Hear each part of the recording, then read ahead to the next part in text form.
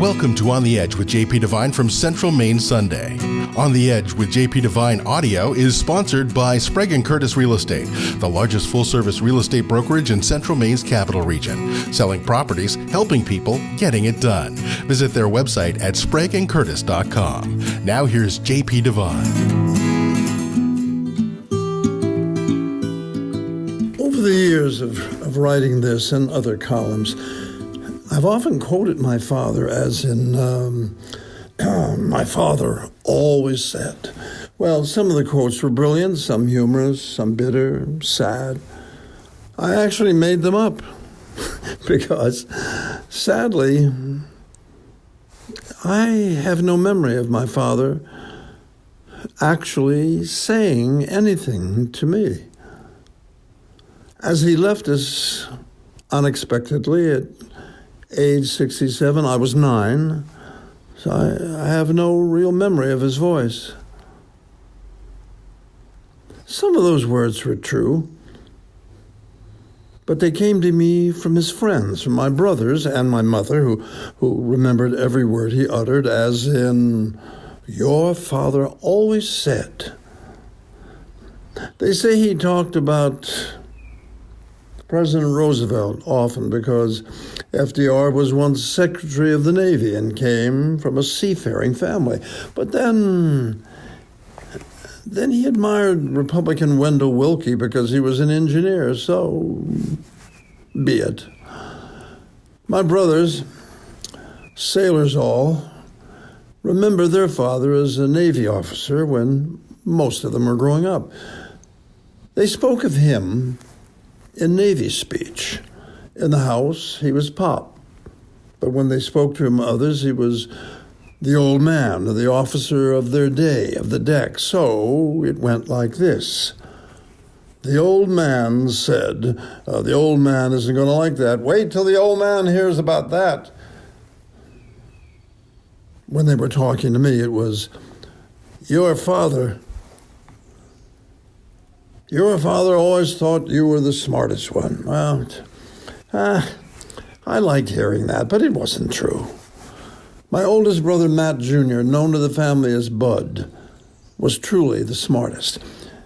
He followed the old man into the Navy right out of high school and into naval engineering. In my radical teens, I was sent to live with Bud for 3 years in Bellevue, Washington. I helped him as he built his house, laid the foundation, plumbed it, and wired it, and I can tell you, that sailor was one smart man. I watched him make mathematical notes in tiny, precise numbers on the raw wood of the interior. I had seen my father's old notebooks, and Bud's numbers and his cursive were exactly the same. So Bud then had to be, for my sake, the old man's avatar, and in those few years, he took his place in my life. Everyone said Bud was exactly like him in speech, manner, and posture. My father was ramrod straight, even when he was asleep. Bud was like that in his dealing with me. Stand up straight, he said, you'll get a humpback. Boy, if the old man saw you slumping around like that.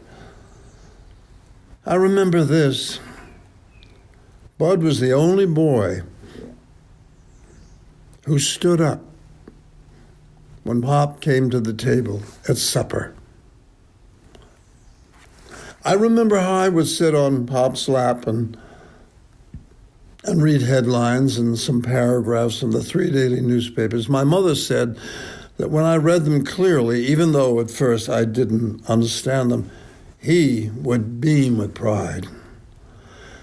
I'm not sure, had he lived to see me in my 20s, that he would have sustained that same pride.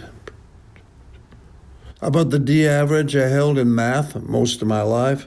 Oh, hardly. Acting on the New York stage? Maybe.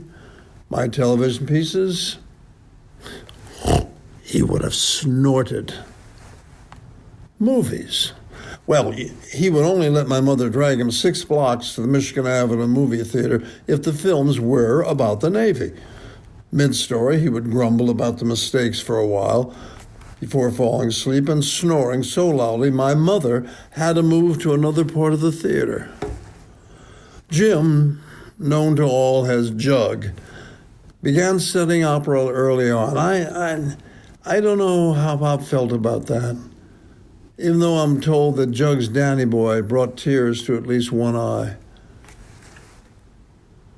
Eileen and Bud were the first two born of my mother Veronica, and I think they were his favorites. They were champion high school swimmers, good students, and always stood erect when he was around. Father's Day wasn't celebrated while he was alive, but then every day was Father's Day in our house. He was the officer of the day, every day, always on the bridge, watching over us. I still keep 3 pictures of him on my desk and dresser, watching over me.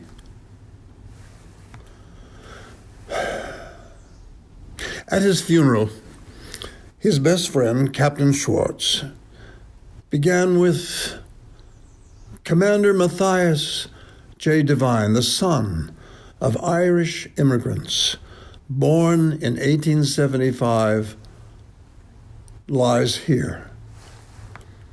Then he read from Robert Louis Stevenson's Requiem. This will be the verse you grave for me. Here he lies, where he longed to be. Home is the sailor, home from the sea, and the hunter, home from the hill. See you on the other side, old man.